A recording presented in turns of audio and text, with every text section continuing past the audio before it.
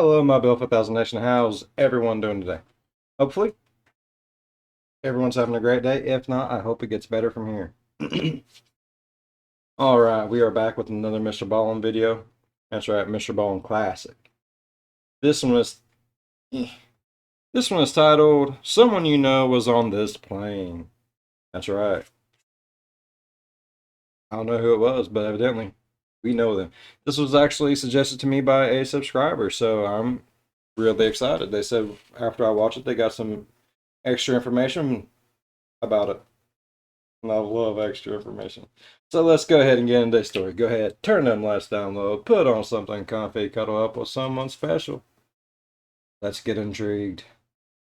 This story is totally unbelievable, it's shocking, it's a whole bunch of things, but what you'll remember from this story is the twist at the very end. But before we get into today's story, if you're a fan of the strange, dark, and mysterious delivered in story format, then you've come to the right. You're going M. Night Shyamalan.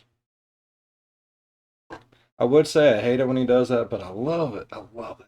I love the twist at the end. Right place, because that's all we do, and we upload 3 or 4 times every week. So if that's of interest to you, please open all the cans of tuna fish inside the like button's pantry, and then release a gang of feral cats into their house. And then release a gang of vicious feral cats inside their house.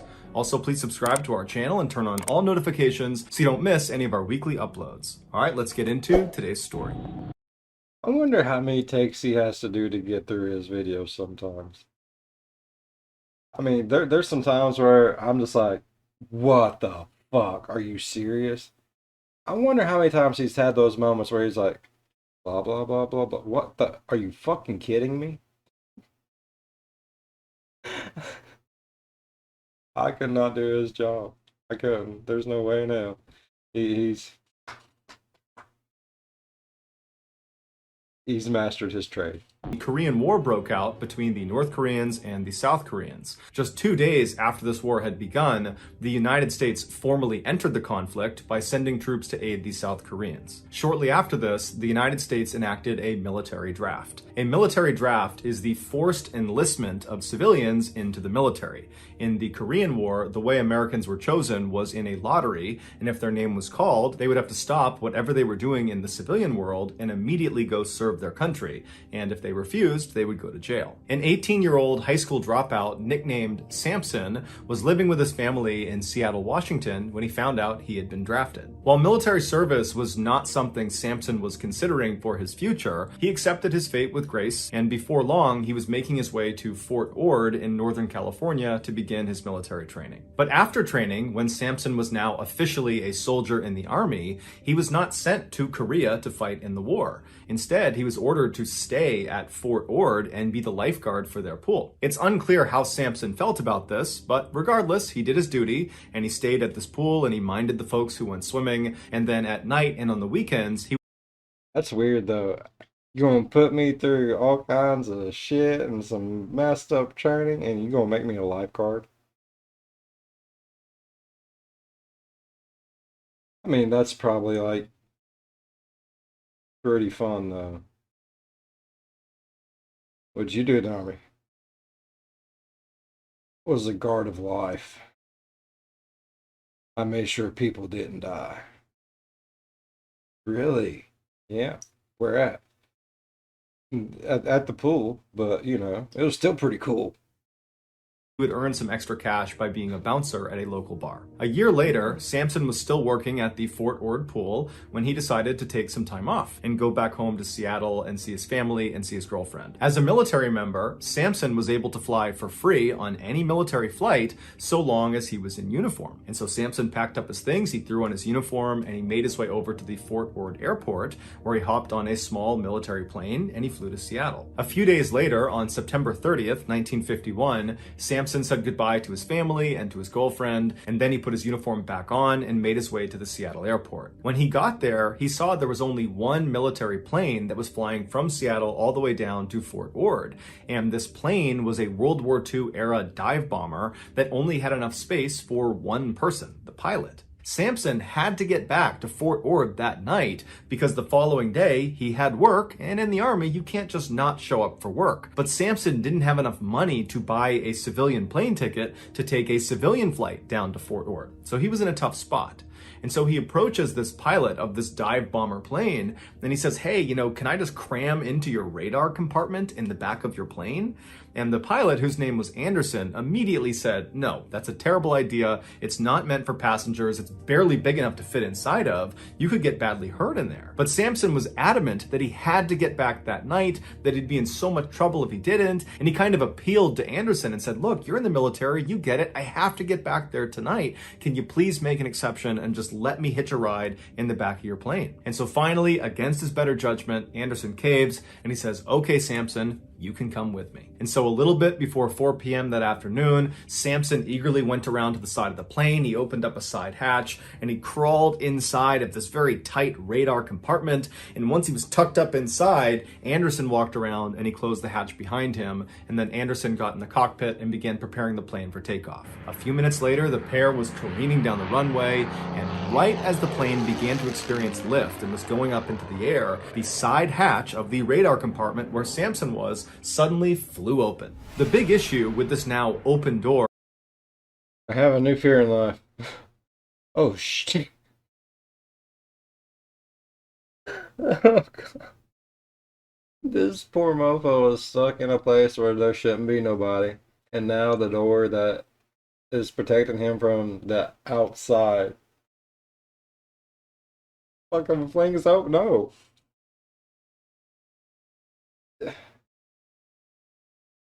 Okay, for one, is it pressurized? And two, are they going high enough to where it needs to be pressurized? For three,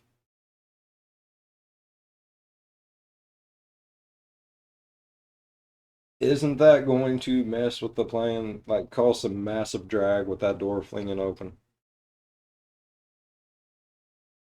Wouldn't Samson get sucked the fuck out? Oh my God, there's no, no. Okay, I don't like heights. I really, really do not like heights. I don't mind being in something that is high up.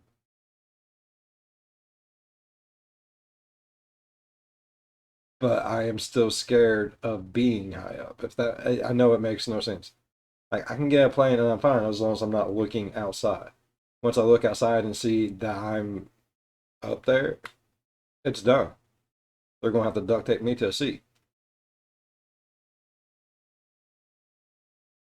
I would have shit myself. In the radar compartment was not that Samson, like in the movies, would get sucked out this door out to his death. Although if he wasn't careful, he totally could fall out of the door. No, the real problem with this now open door had to do with oxygen levels. At their cruising altitude, where the majority of their flight would be spent, there wasn't enough oxygen in the air to sustain human life. And so as soon as Anderson powered up that plane, Yes, my eyelashes are bothering me.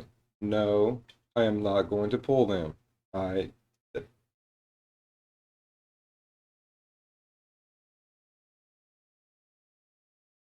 sorry. and began preparing it for takeoff, he began pumping oxygen into the cockpit and also into the radar compartment space. This is done specifically to compensate for the lack of oxygen up at that cruising altitude. But with Samson's door now wide open, all that extra oxygen that was coming into that space to keep him alive is now just being sucked right out the door into the atmosphere, which meant if Samson couldn't find a way to shut that door, he would eventually pass out and suffocate to death. Samson, who was fully aware of this fact, immediately jumped into action by anchoring his feet and legs around the stanchion in the middle of this compartment space. And once he was fairly secure, he began extending his upper body out of the plane to try to grab onto the handle to try to shut it. But once he was holding on, There's going to be way too much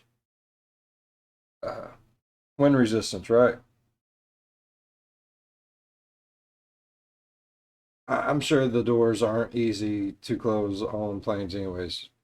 You know, but without wind pushing, yeah. Imagine if the door flung open this way. So he's gonna have to pull it back this way. The plane's going, so you're gonna have all that wind resistance pushing the door back. Either he's going to have to get really strong really fast, or I don't know, but I don't see him being able to close that door. I don't. Onto that door handle. He's now halfway out of the plane. He could not get it to shut. The wind was so strong it was pinning the door open. And so Yeah. for the next several minutes, Samson desperately is trying to get this door shut, but it's not working. And so eventually he retreated back into the plane and went all the way to the very back of the radar compartment space and tucked himself up behind some equipment. Because this was not an area where passengers were supposed to be, there was no way to communicate with the pilot. He could not tell Anderson that he was dying back here. And so he just sat there and prayed. While Samson was dealing with this open And what else you gonna do? Oh, I would have been screaming and cussing. I ain't gonna lie. I've been kicking on whatever I could. I would have started pulling wires out shit. If I'm dying, we all dying.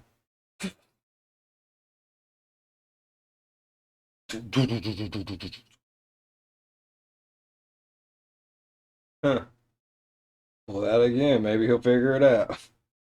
If not, I'm gonna make sure we go down a little bit. Oh shit! No, oh no, no! Don't do what I do. It's not good for no one. door crisis, Anderson was dealing with a crisis of his own. At some point after takeoff, he looked down at his gauges and he realized a terrible mistake had been made. There wasn't enough fuel to get to Fort Ord, and where he was discovering it, where he was out over the water, there wasn't enough fuel to even turn around and go back to Seattle. And so Anderson grabs his radio and he tries to call out.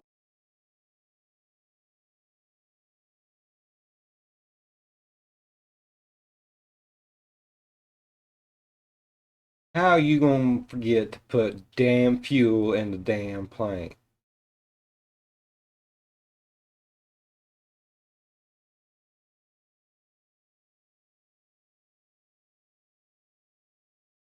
I can understand. Honey, did I turn off the coffee pot? Honey, did you forget to turn off the stove? Is the front door locked? But I no. I can understand being like, oh damn, I forgot to put gas in the car on the way to work. You forget to put gas in your car, you're gonna be stuck on the side of the road. You're gonna get out your car, you're gonna grab a gas jug, you're gonna walk to the gas station. You're gonna walk back, put gas in. You forget to call the gas in a freaking airplane, you're gonna die. I mean, you might not die. You might be able to land it, but in this situation, you're gonna die. Out to these surrounding airports to see if there's anywhere he can just emergency land this plane, but all he hears is silence. It would turn out his radio equipment just happened to fail right at this moment. And what also happened to fail right at that moment was Anderson's oxygen supply. It had nothing to do with Samson and the open door. Anderson just also suddenly was without oxygen. And so Anderson knew he had to get to a lower altitude as fast as possible because he would eventually pass out and crash the plane. And so he went into a very steep dive and began going down and realized he needed to try to land this plane in the ocean now. There was no way he could get to an airport.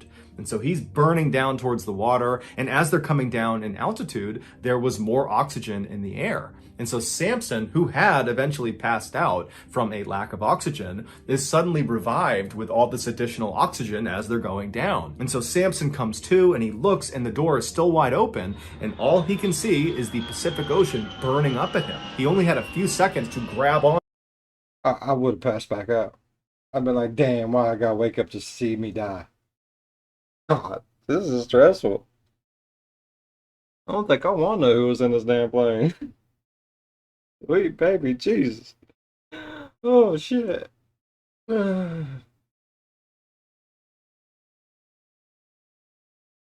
Okay.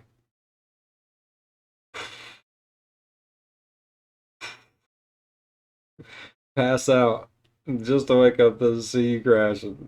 Fuck that shit. Onto the stanchion in the middle of the space he's in before they impacted the water. Miraculously, Samson survived the impact, but immediately he was faced with another life and death situation. Because this door was wide open, the freezing cold water began pouring inside, flooding the space. And so Samson tried to swim his way out, but the power of this water coming in was too strong, and so he had to wait until the space completely flooded before he swam out and then swam up to the surface. It's all about equality. This poor motherfucker. Oh God. Next thing you know, they're gonna be in like shark infested water or some bullshit. I don't think I can handle it anymore. Crikey, there's a croc. Land in a water full of piranha. There's gonna be something. There's gotta be something else. Oh God. They have to eat each other to stay alive. Once he got to the surface, he's looking around and the water's incredibly choppy and it's very foggy. He can barely see anything. He's looking around for Anderson, not really sure what happened to him, and he looks down the plane towards the front of the plane and he sees Anderson climbing out of the cockpit. He looks badly beaten up, but he's alive. He's okay. And so Samson yells to him and the two men link up and they're able to pull two life rafts out of the plane. And so both men, they get into each of their rafts right as this plane sinks down below the surface. And so Anderson and Samson begin looking around, wondering what they're going to do, but it's so foggy, they can't see land in any direction. They can barely see 10 feet away from themselves. And so Anderson thought they landed maybe Well, fog's better than piranhas, sharks, and crocodiles. 2 or 3 miles off the coast of California, but they weren't really sure. So Anderson pulled out his compass, he looked east and said, let's just start paddling. The men had crashed about 2 miles off the coast of Point Reyes, California, which is this big protected shoreline that's about 150 miles north of Fort Ord. And this particular stretch of water that these two men had found themselves in was a known breeding ground for great white sharks. So the two men, they got their compass and they're trying to swim as fast as they can to the east. I was just kidding about the damn sharks and the crocs and the piranha. I'm just gonna keep my mouth shut from now on. I think I'm making it worse. Fuck. No. Literally, I was just being a smartass when I said, what are they gonna do next? Go into a water full of sharks? I promise. I swear to God. I was just being a smartass. You didn't have to actually go there. I'm gonna keep my mouth shut from here on out. At least they're only 2 miles away, right? Oh God. And at least they're in rafts. Could be worse. It could just be having to swim through shark infested waters. But they're not seeing any land. The fog hasn't let up at all. And then eventually it got dark. And as soon as it got dark, the water got choppier and choppier until at one point, Samson actually was launched out of his raft into the water. He turned around and saw his raft, but it was being pulled away by a current faster than he could swim to it. And so Samson yells out for Anderson, who sees him in the water. Anderson tries his best to paddle over and save Samson, but the current was too strong. And before long, Samson watched as Anderson just disappeared into the fog. Now, Samson was all alone in the middle of the night. He couldn't see anything. There's no land anywhere. He doesn't have the compass. Anderson had the compass, so he has no idea which direction is what. He's in a shark breeding ground, and now he doesn't have his life raft. I'm really, really, really regretting opening my mouth.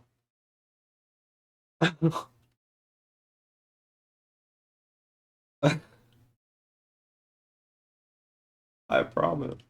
I am just being a smartass saying these things. I wasn't even being a smartass at the time. I was actually happy they was in a raft. What the fuck? This is traumatizing. Oh shit. Hmm. Well, at least no, no, no. I'm keeping my mouth shut. I don't want. I'm not about to say what I'm about to say because it's probably about. No, I don't think I can handle no more shit happening to this poor guy. Fucking Samson. And so Samson did the only thing he could do, which was pick a direction that he believed was east and starts swimming. And so Samson is swimming in this pitch black water. He can't see anything around him. And all he's probably thinking about is how any minute now I'm going to run out of energy and I'm going to sink down and I'm going to drown, or I'm going to get attacked by sharks, or some combination of the two. But miraculously, after about an hour of swimming in some direction, he broke through the fog and he saw way off in the distance was a light on what looked like dry land. And so he has this sudden burst of energy and he swims as hard and as fast as he possibly can. A couple of times he gets pulled under by rip currents and he nearly drowns, but eventually he gets to the sandy shores of Point Reyes. It's believed he swam approximately 1 or 2 miles after being dumped out of the boat. As he was pulling himself out of the water and collapsed on the beach, he had given everything to that swim.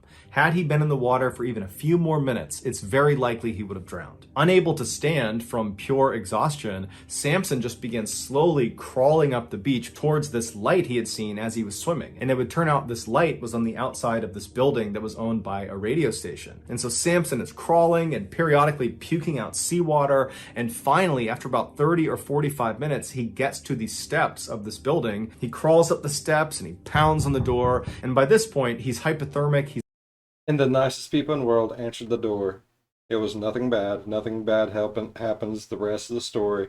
Everything is going to be okay.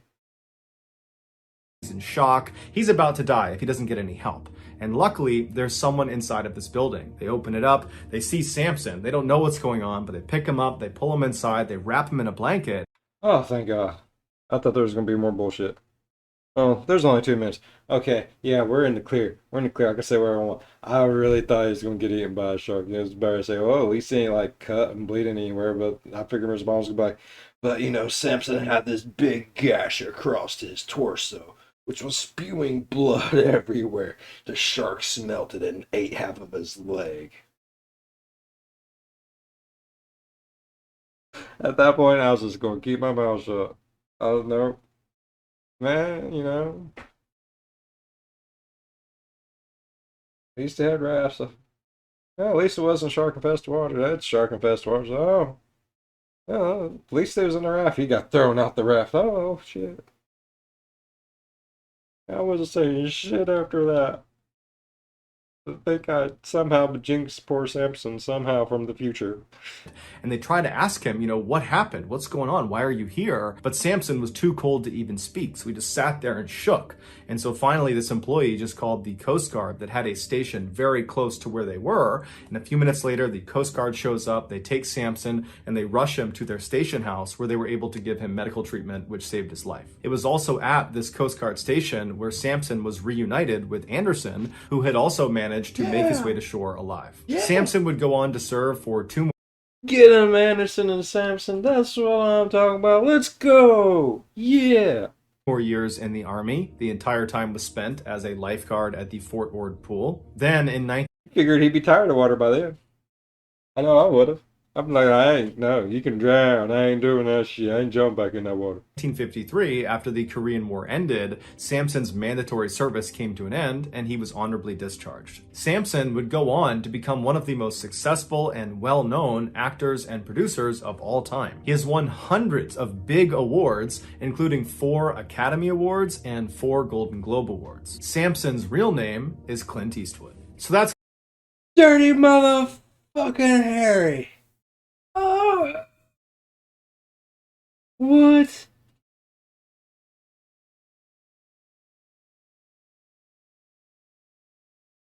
Alright, now it's all believable. Yeah. Dirty motherfucking Harry. Yeah. Oh, shit.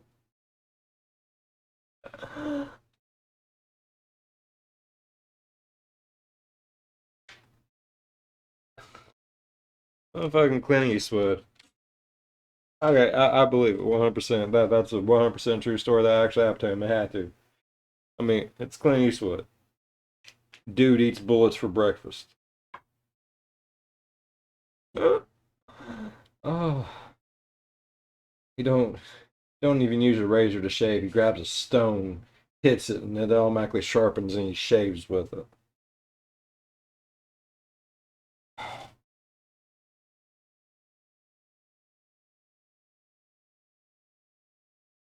Man, I thought that I thought for sure they was just going to both die. I'm not even gonna lie. I'm glad they didn't. I'm glad they lived. Damn. Fucking Clint Eastwood. He's a beast of a person. Telling you. Shit.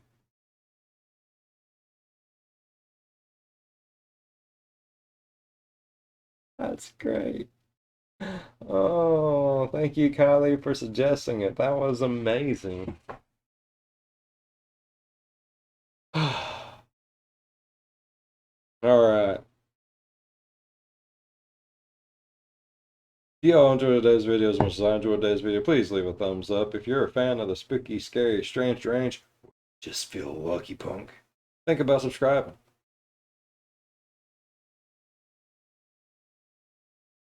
As always, be good to one another. I'll see you in the next one. Bye bye. Gives new meaning to the words the good, the bad, and the ugly. That was all of them. Shit.